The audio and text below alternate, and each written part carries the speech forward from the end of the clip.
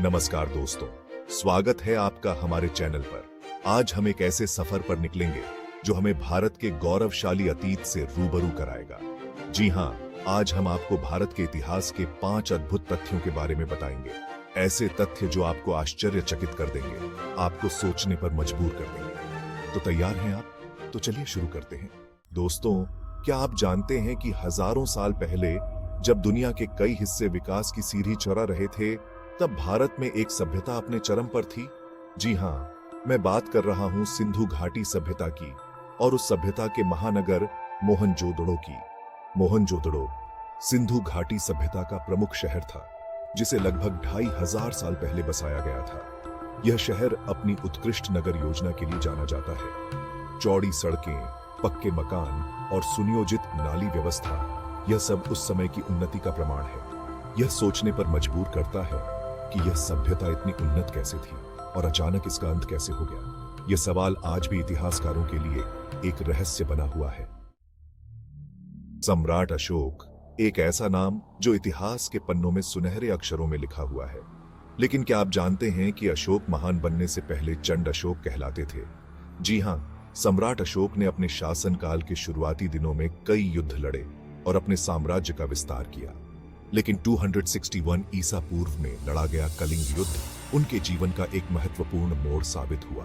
इस युद्ध में हुए भयंकर नरसंहार को देखकर अशोक का हृदय परिवर्तित हो गया। लाखों लोगों की मृत्यु और विनाश को देखकर उन्हें अपनी गलती का एहसास हुआ और उन्होंने बौद्ध धर्म अपना लिया। इसके बाद अशोक ने अपने जीवन को अहिंसा और धर्म प्रसार के लिए समर्पित कर दिया। उन्होंने अपने पूरे साम्राज्य में बौद्ध धर्म का प्रचार प्रसार किया और लोगों को अहिंसा, प्रेम और करुणा का संदेश दिया। दोस्तों, क्या आप जानते हैं कि प्राचीन भारत में एक ऐसा विश्वविद्यालय था जो अपनी भव्यता और ज्ञान के लिए प्रसिद्ध था? जी हां, मैं बात कर रहा हूं नालंदा विश्वविद्यालय की। इसकी स्थापना 5वीं शताब्दी में गुप्त वंश के शासक कुमार गुप्त ने की थी। यहां हजारों छात्र पढ़ने आते थे और वो भी दुनिया के कोने कोने से।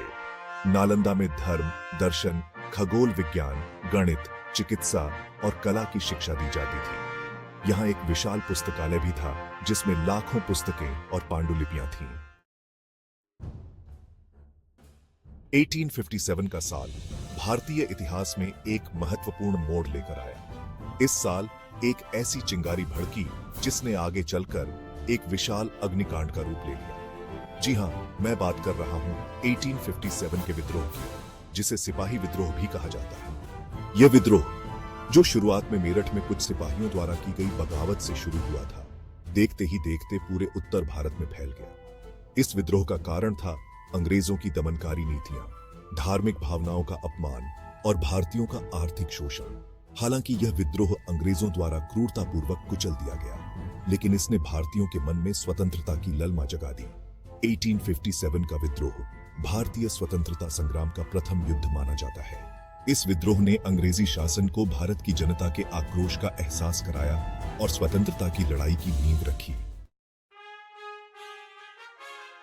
दोस्तों, नमक, जिसे हम अपने खाने का स्वाद बढ़ाने के लिए रोजाना इस्तेमाल करते हैं, क्या आप जानते हैं कि यही नमक कभी भारत की आजादी की लड़ाई का भी हथियार बना था?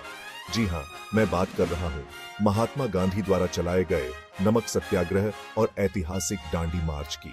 1930 में महात्मा गांधी ने नमक पर अंग्रेजी शासन के एकाधिकार के खिलाफ आवाज उठाई। उन्होंने अपने 78 अनुयायियों के साथ साबरमती आश्रम से दांडी तक 390 किलोमीटर की पदयात्रा की और दांडी पहुंचकर खुद नमक बनाकर अंग्रेजी कानून को तोड़ा। यह मार्च, जो नमक बनाने जैसे एक साधारण से काम से शुरू हुआ था, देखते ही देखते एक विशाल जन आंदोलन में बदल गया। दांडी मार्च ने ब्रिटिश हुकूमत के खिलाफ भारतीय स्वतंत्रता संग्राम में एक महत्वपूर्ण मोड़ लाया।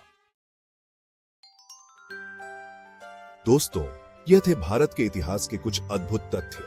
मुझे उम्मीद है कि आपको यह वीडियो पसंद आया होगा और आपने इससे कुछ नया सीखा होगा। अगर आपको यह वीडियो पसंद आया हो तो कृपया इसे लाइक और शेयर करें ताकि ज्यादा से ज्यादा लोगों तक यह जानकारी पहुंच सके।